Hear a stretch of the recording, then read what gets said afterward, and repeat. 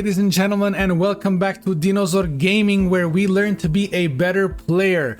This week finally marks the start of the reveal season for Legends of the Force, the 5th set in Star Wars Unlimited, and arguably the most anticipated set, not only for its themes, of course, everyone is waiting for the Jedis, the Siths, all the Force units, but on top of that, this will be the set that is played at this year's World's Championships for Star Wars Unlimited in Las Vegas, and we have now started the reveals. We're getting on average 2 to 3 per day.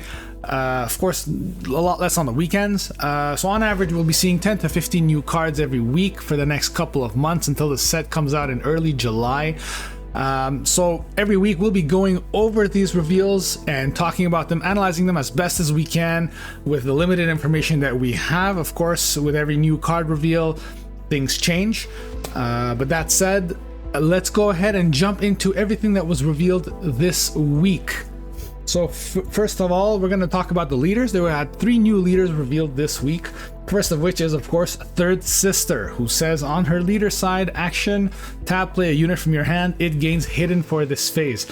Hidden, of course, being one of the new keywords for this set, making it so that unit can't be attacked if it was played this turn. Of course, you could still use removal from your hand. You can use damage-based removal like open fire, you can use takedown, but you cannot ambush into it, you cannot attack into it, making it a bit more sturdy. Hidden is a pretty good keyword for this set specifically, as we know that every single color will have a base that says when a force unit attacks, you get the force token, which will be used quite a bit. We will be seeing that going forward as well. So being able to give something hidden almost guarantees you being able to hit with it, or drain some kind of resource from your opponent's hand to remove it before it can attack. Pretty strong keyword. Being able to do that every single turn kind of forces your opponent to either let some of your units live to get attacks off, or waste all of their removal very early on, allowing your later units that are also coming in with hidden to not be removed. Of course, she deploys at a cost of 5, as a 5/4. Definitely not the best stat lines. We've seen the stat line before in, for example, IG-88 and somewhat in Kylo. Having those stat lines, however, on the 5 cost deploy makes her pretty weak.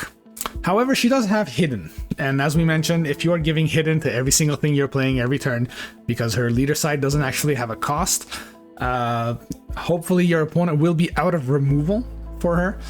And of course, on attack, the next unit you play this phase also gains hidden.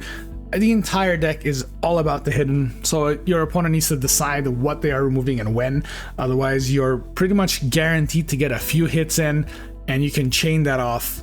Pretty strong leader, very fragile leader.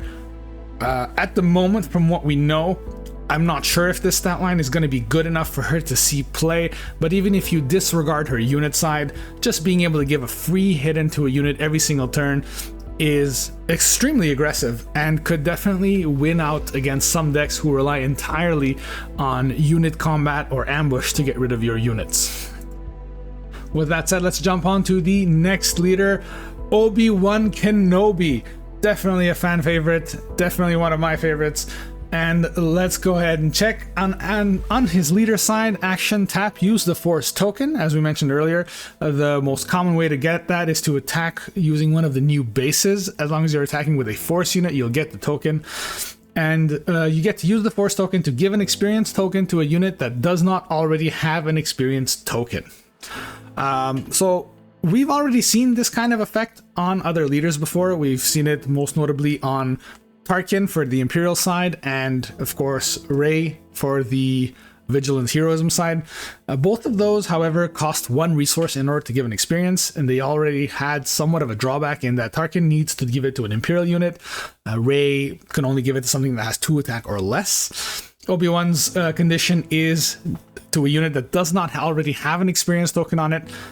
It is a fairly limiting condition, but most of the time you would rather spread out your experience anyways, because you don't want to put all of your eggs in one basket and have that unit be removed. Now, a lot of people are sleeping on Obi-Wan, thinking that his effect is not good enough, but something to definitely consider here is that those other leaders that give experience cost a resource. This only costs your force token, and a force token, from what we have seen, is not that hard to generate. Of course, that's going to depend. The more cards we see, will we have a lot of force generating cards? Will we have a lot of force using cards? But if the force token is fairly easy to generate, and you are able to use this leader ability every single turn, it is a very powerful effect. Unlike Tarkin and Rey that can definitely buff up their units with a bit less of a condition on it, having to pay that one resource makes it so you're usually playing below curve. For example, as Rey, if you want to be buffing up your village protectors, you cannot do that on the same turn you play it. You would have to play that on turn 3 when you already have 4 resources, then buff it up to a 3/3. On the Tarkin side, the same thing. If you want to buff up your 2-cost unit, you can only do it the turn after. Whereas Obi-Wan can buff up a unit that just got played. And that is a very, very strong effect, especially if you're talking about Sentinels, for example. But more than that, it increases the amount of stats that you can have on a board per turn. So again, going by the example of a card that's played often, let's take a look at, for example, Yoda we see played in Rey, right? And Yoda as a 2/4 for 3 comes in, is not a very threatening body. On next turn, of course, Rey can buff that up to a 3/5, but now your next turn you're forced to play another only 3-drop because you just spent 1 buffing up Yoda.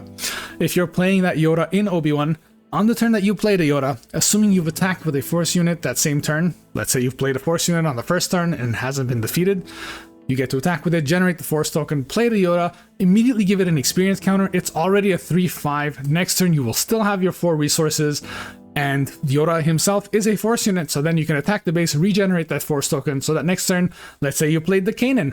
That Kanan, instead of being a 4/5, is now a 5/6. You can chain this effect back to back, and you will just have raw stats way more than your opponent will without spending an extra resource, so to speak. Of course, we kind of glossed over his deploy sign. He deploys again on 5 cost as a 3/6, fairly average stat line. And on attack, you may give an experience token to another unit without an experience token. Unfortunately, unlike Rey, you cannot give that experience token to yourself, making yourself bigger.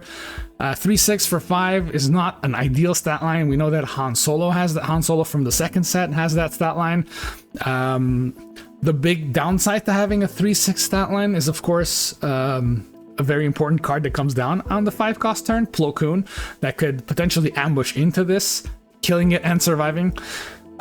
So that stat line might hold Obi-Wan back, but other than that, I think this is a very stellar card. If you are able to manipulate the board so he's not immediately defeated as soon as you're deployed, I think this leader has a lot of potential. And of course, that being said, this is only from what we know.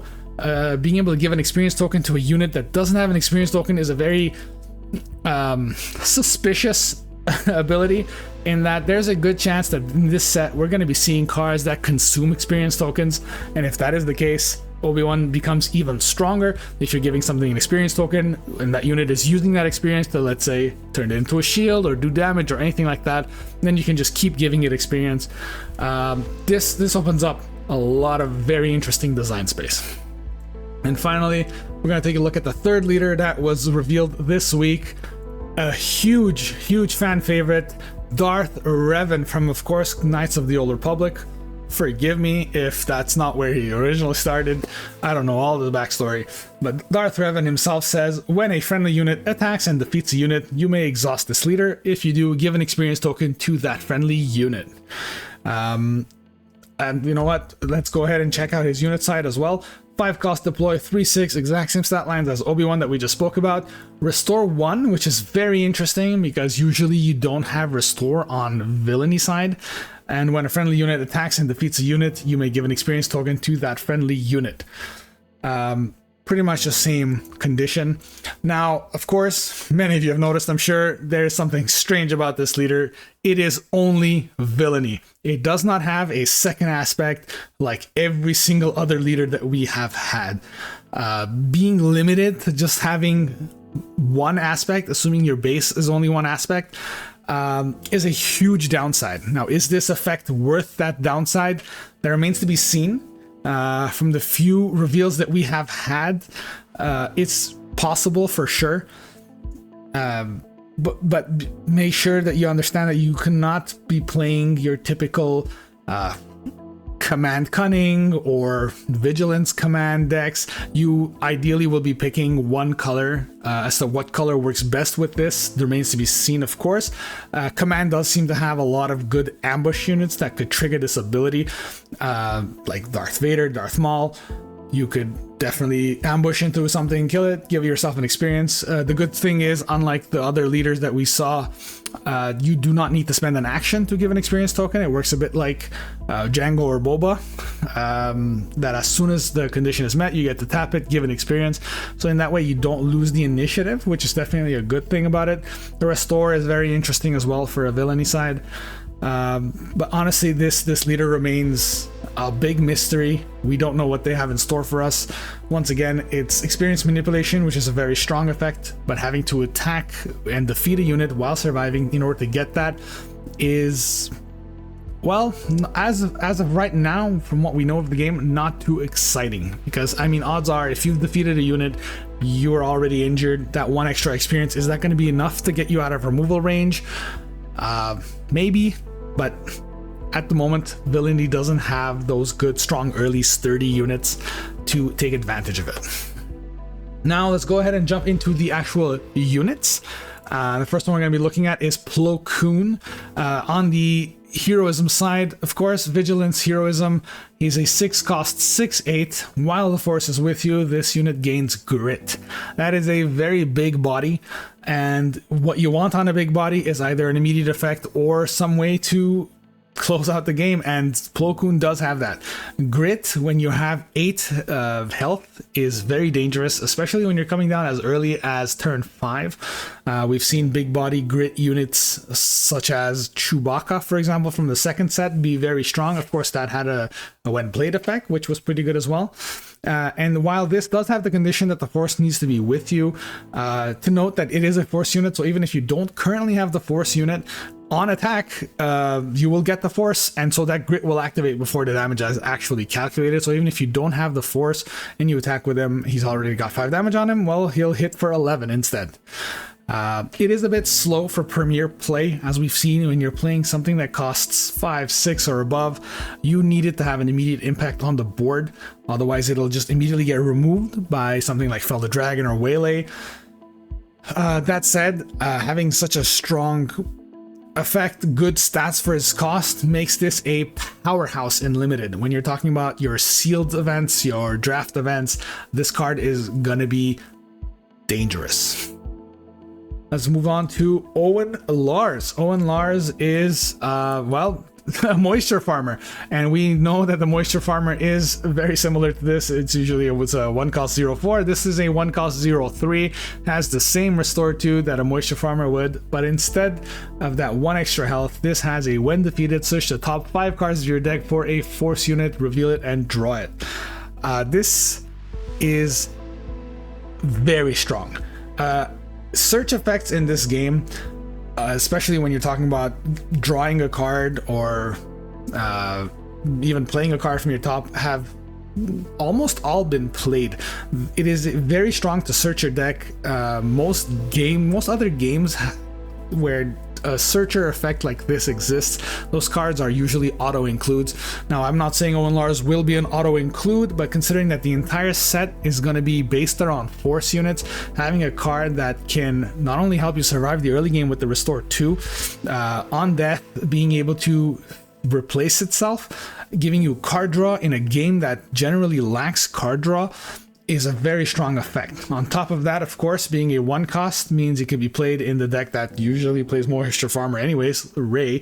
So on turn 1, you could play this and buff it up, making it a 1/4. A 1/4 that restores 2 needs to be dealt with, of course, because otherwise it's just going to keep healing your base every single turn.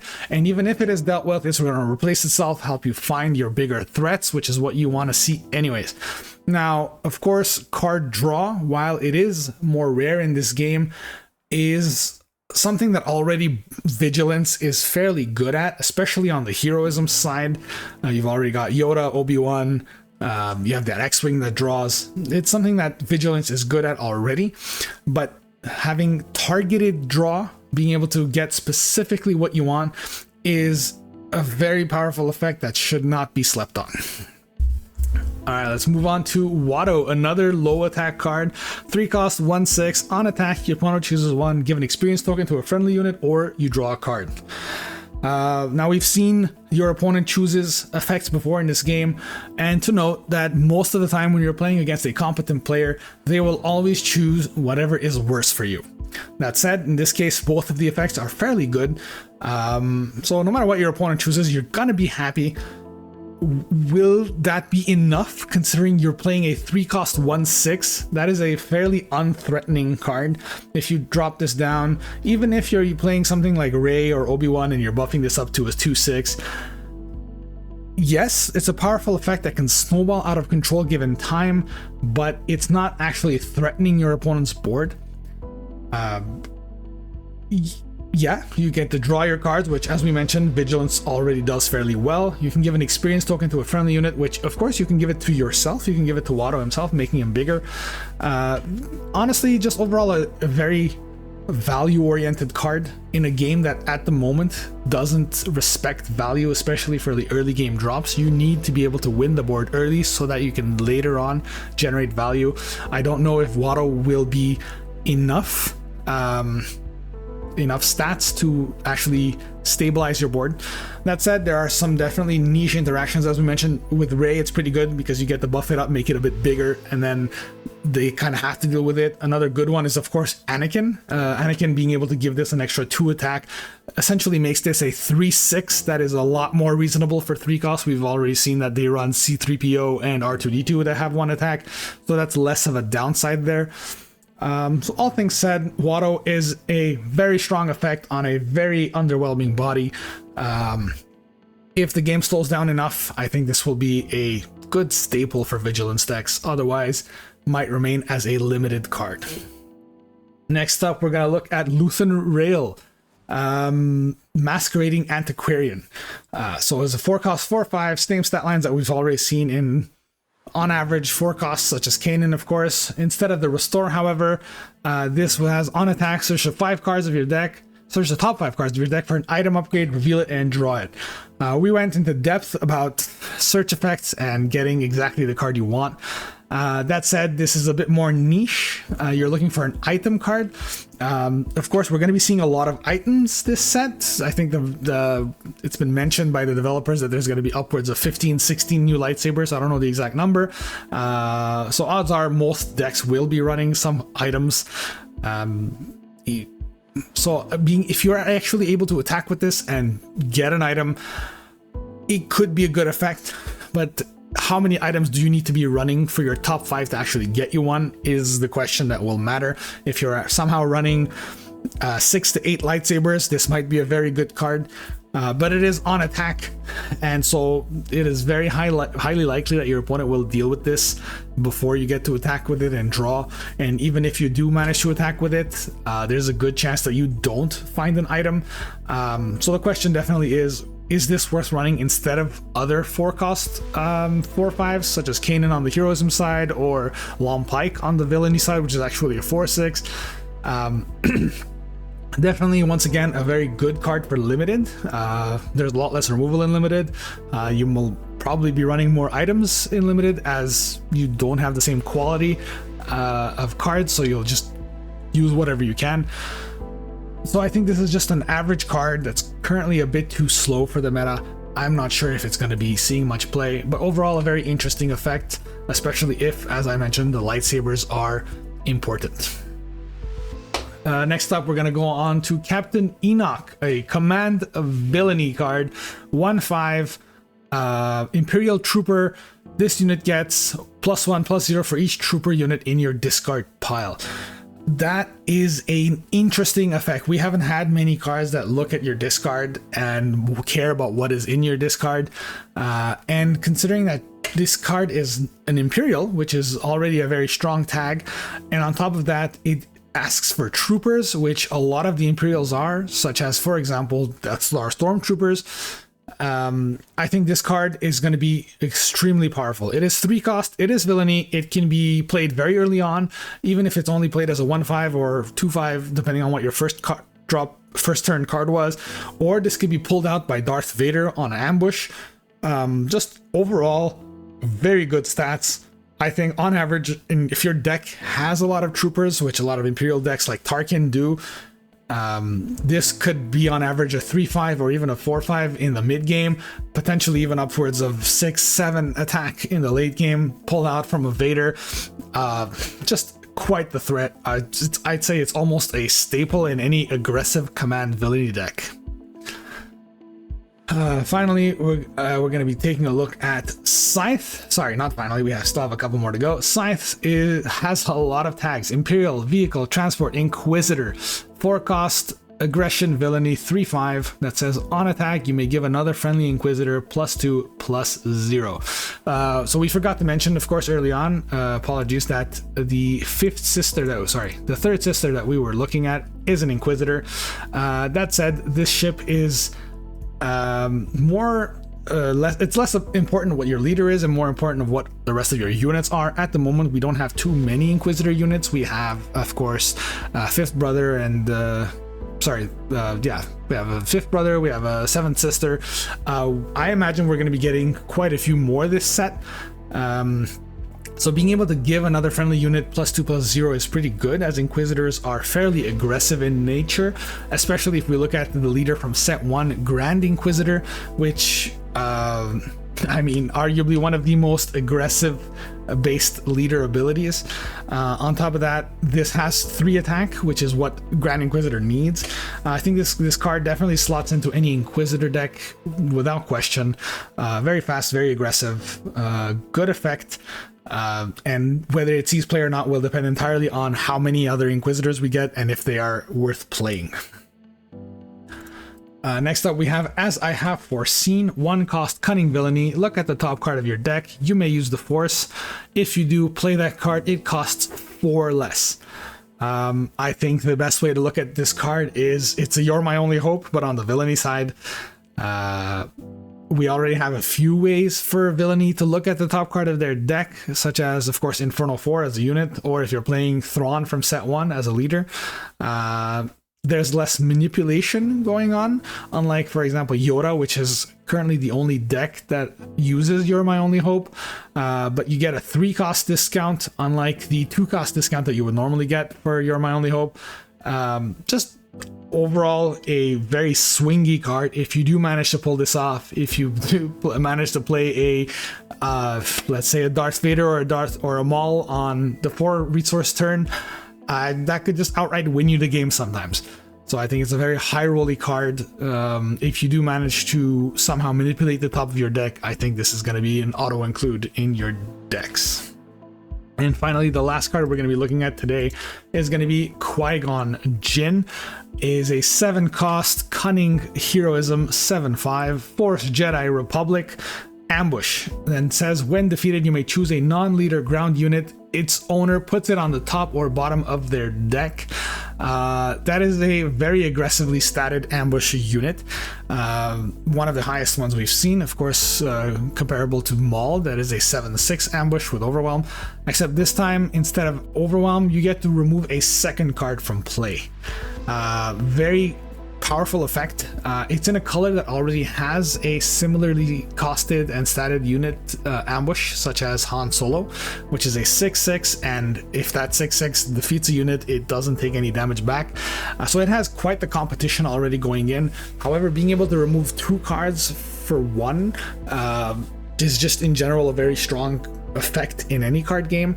And one of the only cards that is a direct answer to, for example, Darth Vader, which is a 5/7, and it brings in a 3 cost.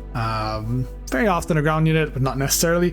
So this will actually trade with Vader and bounce back whatever was just played from the Vader for free. Or arguably, if you're losing the ground even more, you get to suicide this into something else and get rid of a 2nd ground unit. Just in general, winning the board back. A very, very strong effect. Whether you're going to be playing this or Han Solo, though, will depend on the deck that you are playing. All right, well, all that said, I think that's all that we have for the reveals for this week. But I mean, stay tuned. We're going to be doing these every single week for anybody who wants a recap for all the reveals that happen every throughout the week. So, I mean, yeah, let me know what you guys think. Do you guys think that there's a card interaction that I've missed? Do you think one of these cards is going to be meta defining? But I mean, all that said, thank you once again for listening, everybody. I always appreciate it, and I will see you guys next time.